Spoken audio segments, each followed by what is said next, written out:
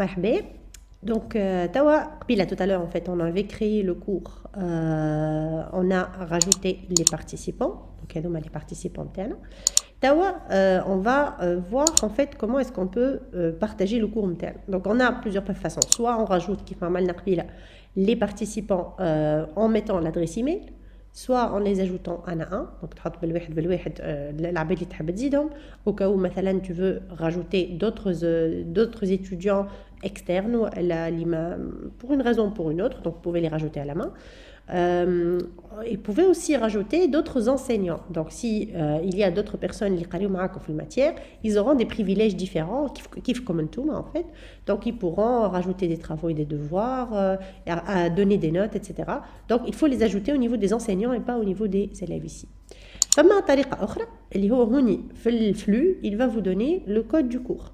Donc, le code du cours, vous pouvez le partager. Donc, au cas où vous avez une très grande classe, par exemple, ou vous voulez utiliser Classroom pour autre chose, pour une audience un peu plus grande, vous pouvez partager le code du cours avec l'audience. Et puis, qui يجيو باش يزيدوا en fait pardon qui يجيو باش يدخلوا le Classroom يقول لهم rejoindre un cours فيهم يقولوا créer un cours. Donc juste ils vont rejoindre un cours existant يحطوا le code هذا.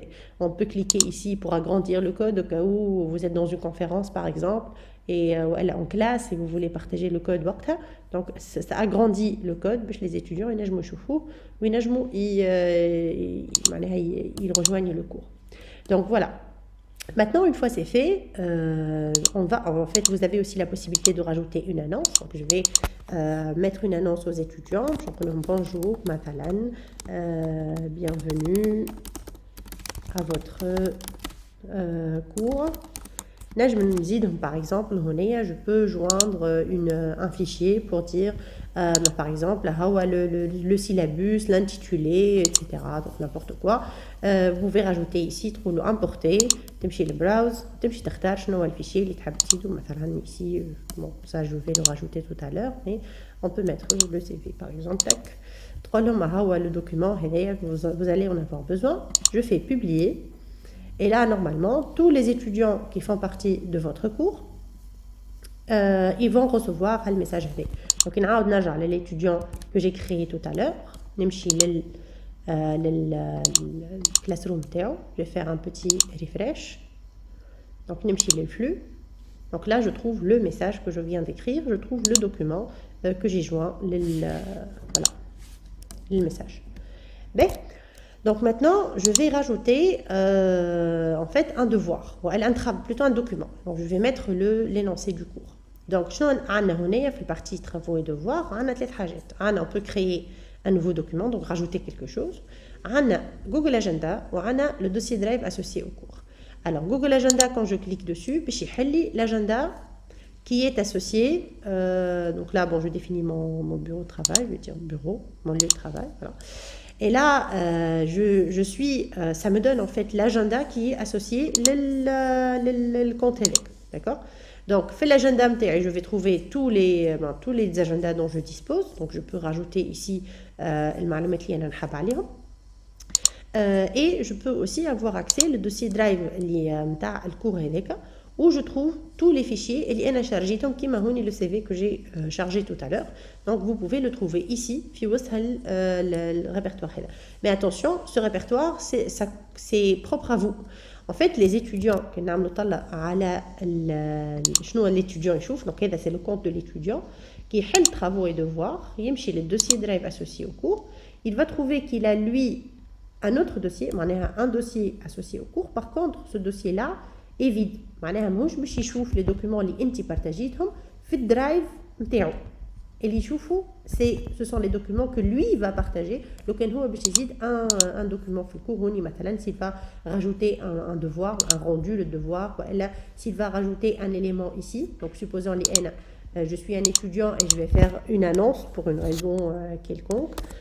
Donc je vais mettre voici mon annonce et je rajoute, je vais importer un fichier. Je rajoute n'importe quel fichier.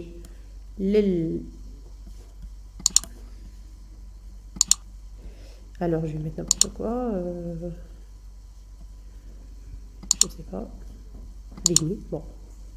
Je vais rajouter un fichier. tac, je publie. Donc à partir du moment où on a étudiant, je rappelle, donc à partir du moment où j'ai rajouté un nouveau fichier ici, normalement, le drive normal. Voilà. Donc là, je le trouve dans mon drive. Par contre, le prof, il ne le trouve pas dans son drive. Par contre, oui, je le flux. Donc là, si je fais refresh une deuxième fois, normalement le message qui a été écrit par l'étudiant. Voilà, donc je trouve le message et je trouve le document. Mais je ne le trouve pas dans le répertoire Drive. Bon, c'est un choix qui a été fait par Google. Donc chacun a de son propre Drive. Le Drive est les documents dans le cours. Donc, en tant qu'enseignant maintenant, je veux rajouter un nouveau cours. Donc, qu'est-ce que je vais faire? Thème. Donc, au cas où, vous voulez catégoriser les documents des étudiants. Donc, on a un nouveau thème, support de cours. Je vais mettre les supports de cours. Ici, je peux rajouter un autre thème que je vais appeler, par exemple, le TP. Nzid un thème devoir. Devoir, elle a les rendus, les comptes rendus, elle a les rendus. Maintenant, je vais ajouter un nouveau cours, support de cours. Donc là, il faut que je clique sur documentation. Documentation, cool, chapitre 1, introduction. Là, dans la description, vous pouvez écrire ce que vous voulez. Introduction. Là, donc c'est le nom du cours, le documentaire.